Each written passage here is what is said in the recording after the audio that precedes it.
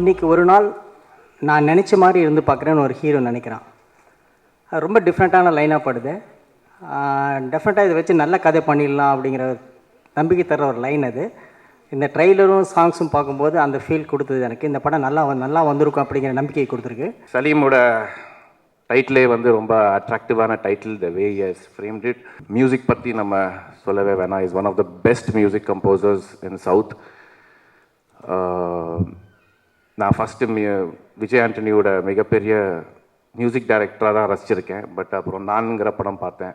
இப்போ இந்த படங்களோட விஷுவல்ஸ் பார்க்கும்போது ஒரு சிறந்த நடிகராகவும் தெரிகிறாரு. என்னோட best wishes for Vijay Antony. கதை திரைக்கதை வசனம் இயக்கம் வந்து ஜூலை 4ஆம் தேதி வெளியாக போது. அது வெற்றி அடைஞ்சதுக்கான முன்கூட்டி நன்றிகளை வந்து உங்கள் எல்லாருக்கும் நான் தெரியப்படுத்திக்கிறேன். இது சலீம் படத்தோட ஆடியோ ஃபங்க்ஷனில் நான் வந்து இன்னும் அந்த கதை திரைக்கதை வசனம் இயக்கத்தோட ஆடியோ ஃபங்க்ஷனில் இன்னும் நான் மீளாமல் இருக்கேன். நான் அங்கேயே வந்துட்டு இருக்கேன். காரணம் என்னென்னா, நான் என்னுடைய ஃபங்க்ஷனையும் மற்றவங்களுடைய ஃபங்க்ஷனை நினைப்பேன், மற்றவங்களுடைய ஃபங்க்ஷனை என்னுடைய ஃபங்க்ஷனாக தான் நினைப்பேன். நடித்து அசத்துற விஜய் வந்து நம்ம வந்து இளைய தளபதினு சொல்கிறோம். அந்த மாதிரி நான் என்ன நினைக்கிறேன்னா, இவரை இசையால் அசத்துற இவரை வந்து இசைய தளபதி அப்படின்னு ஒரு பாராட்டை கொடுக்கலாம், ஒரு பட்டத்தை கொடுக்கலாம்னு நான் நினைக்கிறேன். It's a very, very important day for all of us. It's the audio release and we all know what a rock star Vijay Antony is. I just want to say one thing about Vijay Antony. Vijay, you're a true hero. You can act, you can dance, you can romance, you can make music. So I guess this is what a real hero is, and he's been a fantastic co-star. என் லைஃப்பில் என்னுடைய முதல் பட்டி அப்படின்னா அது Vijay Antony. All the பெஸ்ட்டா. பெரிய பழக்கமே இல்லாமல் வேலாயுதமில் ஆரம்பித்த பழக்கம் இவ்வளோ வேகமான ஒரு நட்பு வருமானு எனக்கு தெரியாது. அவ்வளோ ஃபாஸ்ட்டாக வந்த ஒரு நட்பு. திடீர்னு ஒரு நாள் இந்த பட்டி எல்லாம் கூப்பிட்டுக்கிறாங்கடா, நம்ம கூப்பிட்டு போமான்னு கேட்டான். அப்படி ஆரம்பித்தது. அந்த பட்டிங்கிற வார்த்தைக்கு அன்றைக்கி மீனிங் தெரியாது, அந்த மீனிங் எனக்கு புரிய வச்சுருக்கான். என் இனிய தமிழ் மக்களே,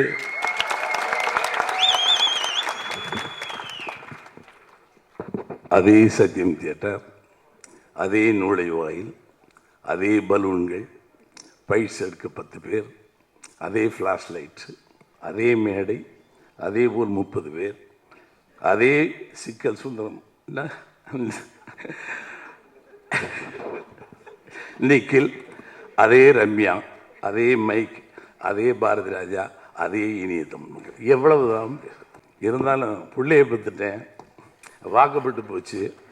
வாக்கப்பட்டு போகிற இடத்துல விஜய் ஆண்டனி மட்டுமே பேசுகிறாங்க, என் பிள்ளையை பற்றி பேசலை. இப்போ கைகட்டி நின்றுப்பான், நீங்கள் பார்த்துருப்பீங்க. இன்ன வரைக்கும் எடுக்கவே இல்லாத ஒரு 12 வருஷத்துக்கு முன்னாடி என்கிட்ட வந்து எப்படி நின்னானோ இன்னைக்கு வரைக்கும் அந்த கையை எடுக்கல. பணிவனுடைய உச்சம், பணி செய்வதில் அவனை போல நிறையா இருந்திருக்காங்க. என்கிட்ட எவ்வளோ அசிஸ்டன்ஸ் போயிருக்காங்க, வந்திருக்காங்க.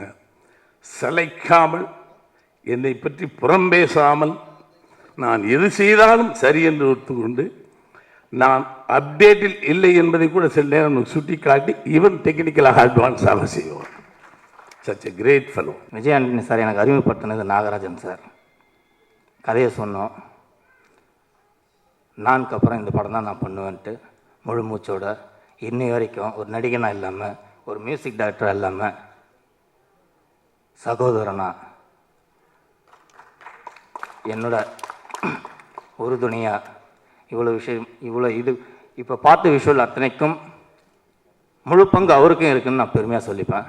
பேசின எல்லாருமே விஜய் ஆண்டனி நல்லவர் வல்லவர்னு ரொம்ப வாழ்த்தி தான் பேசுகிறாங்க.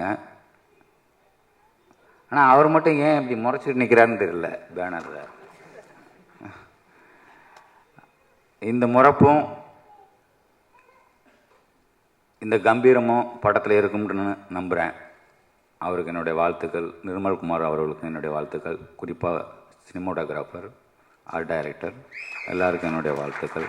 என்னை விட என் மேலே நீங்கள் எல்லோரும் ரொம்ப நம்பிக்கை வச்சுருக்கீங்க. கண்டிப்பாக உங்கள் நம்பிக்கை எல்லாத்தையும் நான் காப்பாற்ற முயற்சி பண்ணுறேன். இன்றைக்கி ஸ்டேஜில் நான் வந்து ஒரு ஹீரோவாக பேசிகிட்டு இருக்கேன். ஆல்ரெடி நான் மியூசிக் பண்ணியிருந்தா கூட முதல் படன்றது எல்லா ஆக்டருக்கும் லைஃப்பில் முக்கியமான விஷயம். அது சரியாக லான்ச் ஆனால் தான் அதுக்கப்புறம் வந்து நிறைய பேச முடியும். அதுக்கெல்லாம் காரணமாக அமைஞ்ச என்னோட டைரக்டர் ஃப்ரெண்டு ஜீவா சங்கருக்கு ஒரு நன்றி சொல்லிக்கிறேன்.